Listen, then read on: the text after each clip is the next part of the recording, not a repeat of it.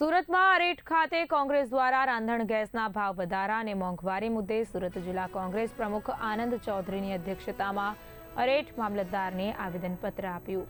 અરેઠ ખાતે આવેલ કોંગ્રેસ સમિતિના કાર્યાલય ખાતે સર્વે કાર્યકરો એકત્રિત થઈ બજારમાં મામલતદારની કચેરીએ સુરત જિલ્લા કોંગ્રેસ સમિતિના પ્રમુખ આનંદ ચૌધરીની અધ્યક્ષતામાં રેલી સ્વરૂપે જોડાઈને આવેદનપત્ર આપ્યું હતું। આ પ્રસંગે આનંદ ચૌધરીએ જણાવ્યું હતું કે સરકાર મોટી મોટી જાહેરાતો અને યોજનાઓના ઢોલ પીટે છે, પરંતુ હકીકતમાં લોકો કલાકો સુધી લાઇનમાં ઊભા રહેવા છતાં 1100 રૂપિયા ચૂકવીને પણ ગેસ સિલિન્ડર મેળવી શકતા નથી। ઉજ્જવલા યોજના હેઠળ મફતમાં આપેલા બાટલા ભરાવવા માટે લોકો હેરાન થઈ રહ્યા છે। આ પરિસ્થિતિ સાબિત કરે છે કે સત્તાધીશો કાગળ પર વિકાસ બતાવે છે, પરંતુ જમીન પર સામાન્ય લોકો માટે રસોડું ચલાવવું પણ મુશ્કેલ બની ગયું છે, જે સરકારની સ્પષ્ટ નિષ્ફળતા છે।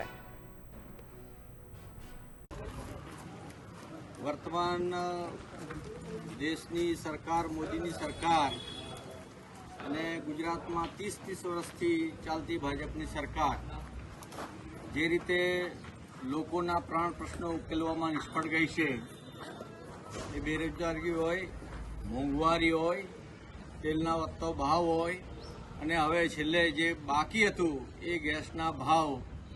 કોંગ્રેસની સરકારમાં 350 રૂપિયા બોટલ મળતી હતી ત્યારે કહેતા હતા કે 10 રૂપિયા વધે તો લોકો બાટલો લઈને રોડ પર આવતા હતા, પરંતુ હવે 1100 રૂપિયા થયા છે, પણ લોકોને સરકાર અને પોલીસનું એટલું દબાણ છે કે સાચો માણસ બહાર નીકળી શકતો નથી અને બોલી શકતો નથી।